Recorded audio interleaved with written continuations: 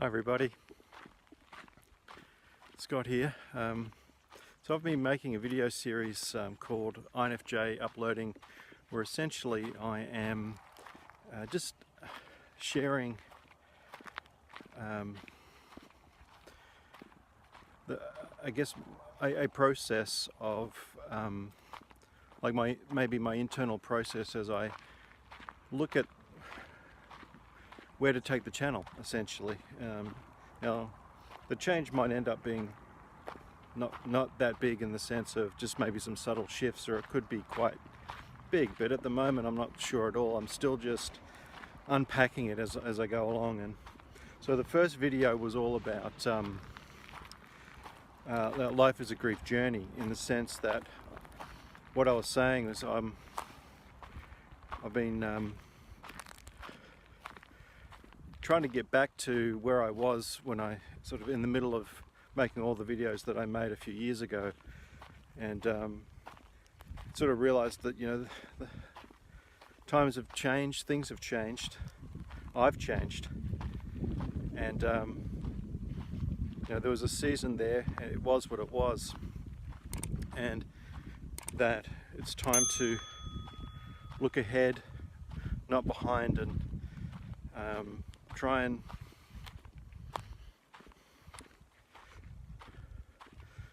I'm not even sure what the right word to use is there, but just yeah, move in a different direction, even though I think the different direction is going to be the same direction, just better. So yeah, that sense of life as a grief journey, we're always saying goodbye to something as we welcome the new, and I feel like I've said goodbye to the old, and I'm looking forward into the future, into the new. And each video is sort of revealing to me the next area that I need to speak about and process. So the second video is about reconciliation, and that essentially I have a heart for it, a heart for reconciliation, and that ability to recognize when it's real or not. And I think that extends out to this idea of like unity. Like reconciliation is essentially a form of being reunited. And yeah, just that heart for unity and reconciliation. And it brings me into this topic of this video today, which I think I'll title it A Dilemma, or The Dilemma, or something like that, because I realized as I was coming to the end of my last video, something that I've been aware of in the past, and have even made intentional decisions about it, which I guess I'm just sort of revisiting. And so when I made the channel, I essentially broke myself in two. And so just, I'll probably talk more about this later, but this idea that I think a part of me wants to reconcile with myself in a way, in regards to what I'm about to talk about. So I was sort of mindful that, you know, there's people that are interested in personality type and just general themes of personal growth, but not necessarily spirituality, even though I think a lot of people that follow me on my channel are open to both. But I think at the time I was more thinking about it from a Christian worldview, but at least my Christian worldview. And so I was like, I feel like if I made a channel talking about personality, then I'm sort of making myself available to people that are interested in that, without alienating them when it came to spiritual talk. And not the same, but in a similar kind of way, the same with the channel about like spiritual things, Christian spiritual things, at least the way I understand that, which I think can be a little different to the average Christian. But so I sort of made a channel that was dedicated to spiritual things. And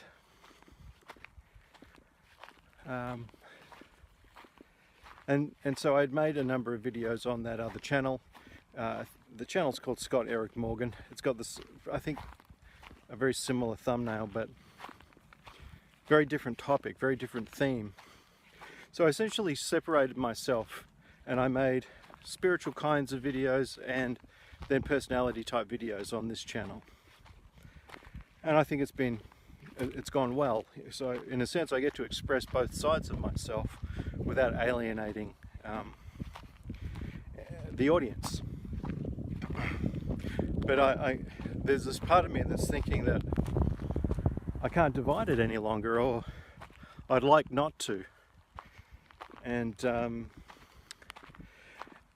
because of this heart of reconciliation, the idea of trying to bring those two concepts back together, essentially on one channel instead of two, that I'm going to alienate some of my audience. There can be some people in the audience that don't agree with some of those ideas, or just, you know, it's just not their thing or whatever, and that should be okay on one level. But because the heart is designed for reconciliation, the thought of doing something that, I think division's too strong a word, but just brings a level of separateness, I suppose, it's hard for me. And I know for some other people it's not hard at all. It's like, well, you know, people like it, there'll be people that don't, and that's the way it is, and I agree with that principle too. But I think that the initial idea was that I'd make these two channels so that I could be able to speak to more people, or be able to speak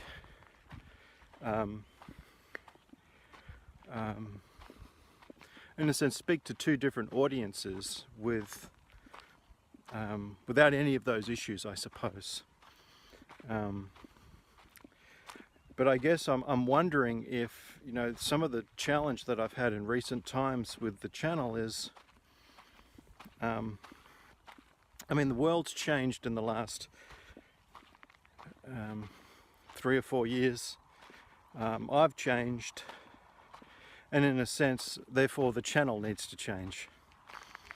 Now, I don't mean anything drastic, like I'll start making videos about, I don't know, like how to fish, even though I have no idea how to fish, or not much of an idea. But, you know, it's not going to be anything silly, drastic. Just, I think it's the idea is the channel, I want it to evolve, and I think some of that will be even challenging my audience to some degree, because as I said in the last video, there's an idea of sort of like post-INFJ content where, and when I say that though, it's not abandoning that concept, because ultimately I'm an INFJ and will always be one and will always speak like one.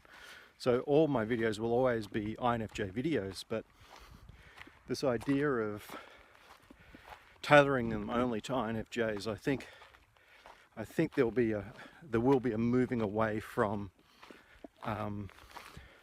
dare I say the word, marketing to the INFJ audience. I think if the content is of value, then it shouldn't need to be marketed in that way. And I guess in a way, by making INFJ videos, although I don't regret anything I've done or anything I've made,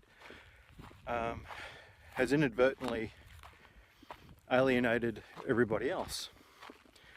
And so some of the changes I think are coming for the channel is a reconciliation of a wider audience. At least that's the plan, or that's an idea at least that I'm coming to as I'm talking.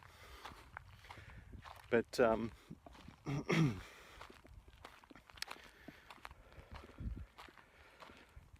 and that might just mean, yeah, I don't know exactly, but it'll just be maybe more of an inclusive thing, even though maybe some of the content that might end up being shared might not gel with everyone from my existing audience. But you know, consciously and somewhat unconsciously, when I've made my INFJ videos, as I've said before, I did videos that affirm the INFJ and then videos that challenge the INFJ. And I think as the channel evolves, it's probably inviting INFJs on that journey. At least I think so. Challenging INFJs, or inviting, I should say, more than challenging, inviting INFJs on a deeper path, like, it's interesting, I think the thing with the INFJ side of things is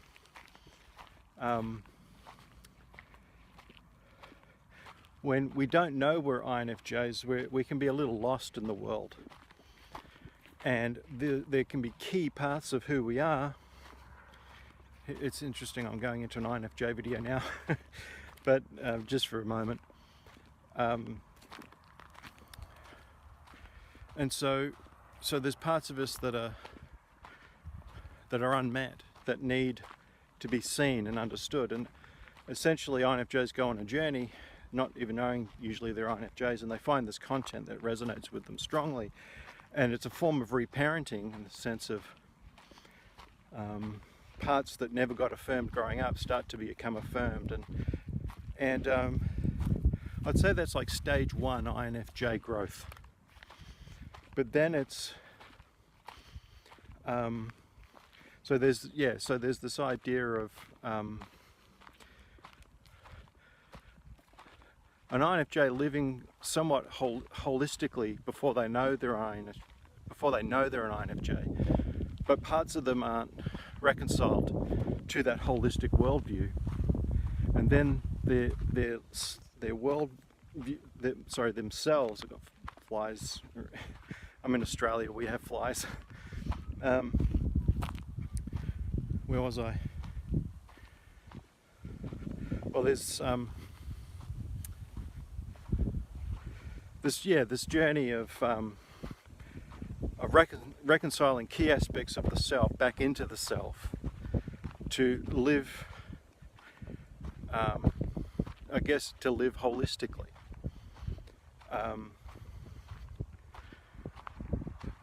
But then I think there's that danger of over-identifying with the INFJ thing, the INFJ attributes and so on, and getting stuck there. And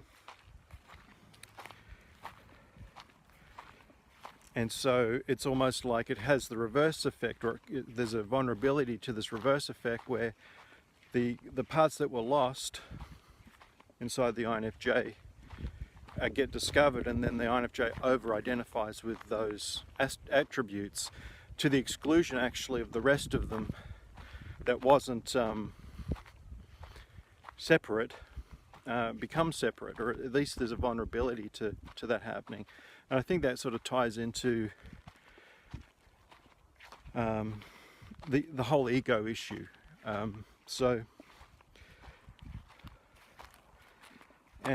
While I don't think I personally have done that, I think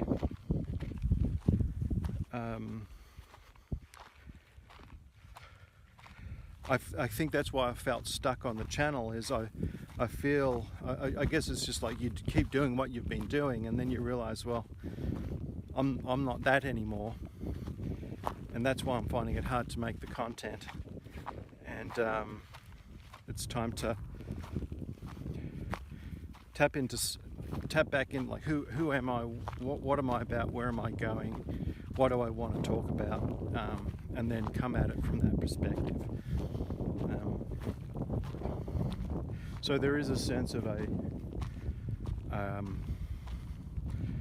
it's like post-INFJ era coming, which is actually going to be better content, ironically, for INFJs, but it's going to be actually for all, not just sort of INFJ focus. So I feel like as I'm walking around in circles here, I'm going around in circles a little bit.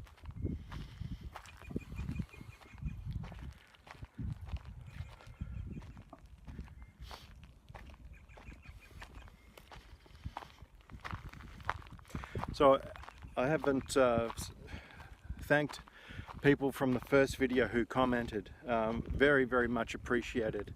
Very, very touching messages there, and I do really hear them.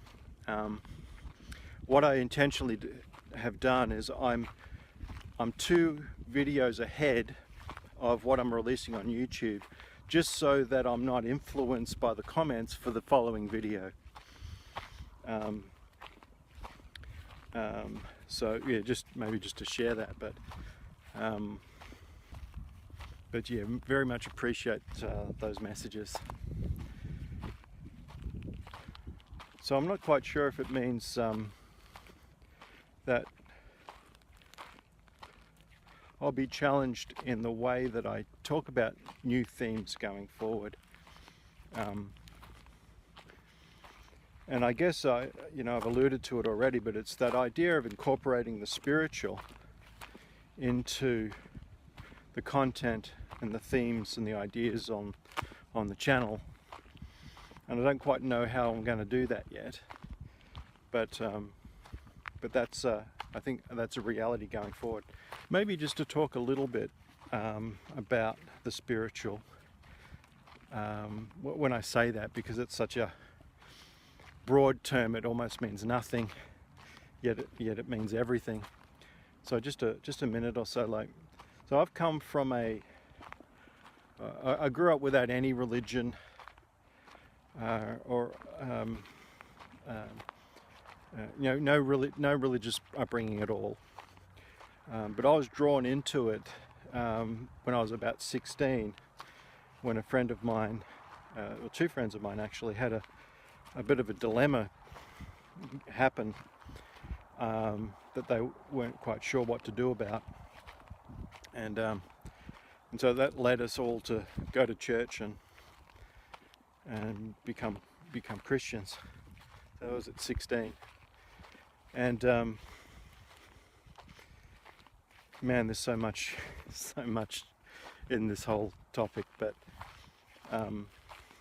so I do come from I guess you could call it like a Christ-centered background, although I've not ever really been one to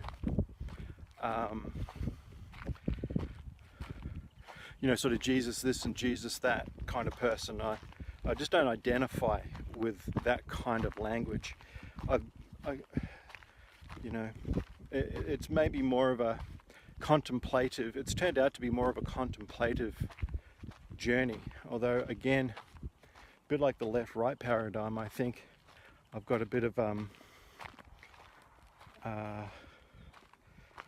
like a bit of every denomination in me, where I don't feel like I fit anywhere, but I identify everywhere in a sense. But yeah, a God journey. I guess I'm being intentionally and not intentionally vague here. It's like there's so much I could go into 20 minutes on any idea, but I went to church for a long time. There were times when I didn't, there was times when I did, until I had some experiences, and then I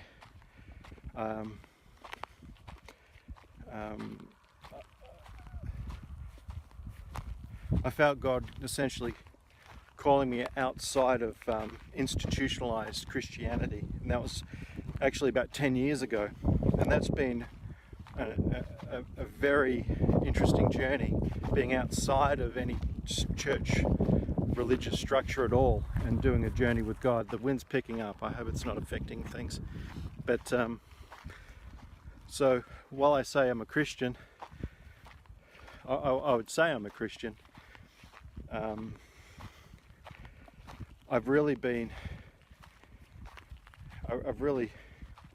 it's been a journey of getting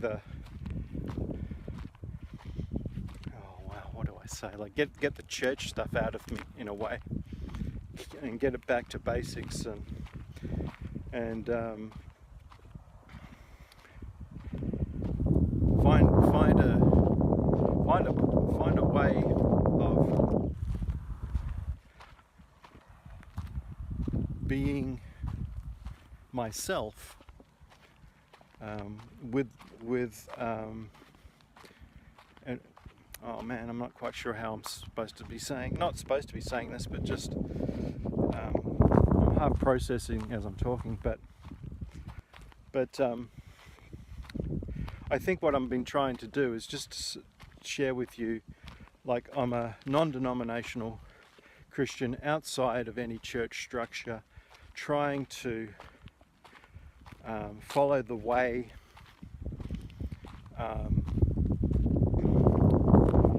and especially during these times, and so I've come across a whole lot of different teaching, a whole lot of different stuff, and I guess I felt God sort of called me to a journey where I remember saying to God years ago, I said, whatever it takes, I want more of you. And that's a dangerous prayer. And I guess it's led me on a journey that I guess led me to where I am today. And so there's no conclusions really to come of things on these series of videos. They're me just dialoguing and unpacking some of my thoughts. So there will be some loose ends here, and maybe some of it that doesn't make sense. But I think things will come full circle in this series as I find my way.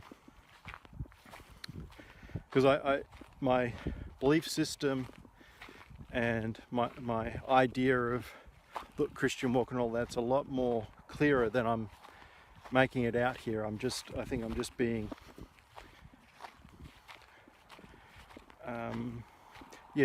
just touching on a few different ideas to give you a sense of what I mean when I say spiritual.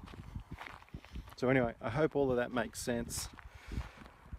I'm not really looking for any answers from anybody necessarily, although I always welcome everybody's comments, but you know, I'm sort of, like I said in a previous video, these uploads are really like an upload to God. They're really like me saying, all right, what's next? You know, and I'm open to, and that's a holistic question too. It's not just a channel question, it's a me and him question, my family, that whole thing. So I should,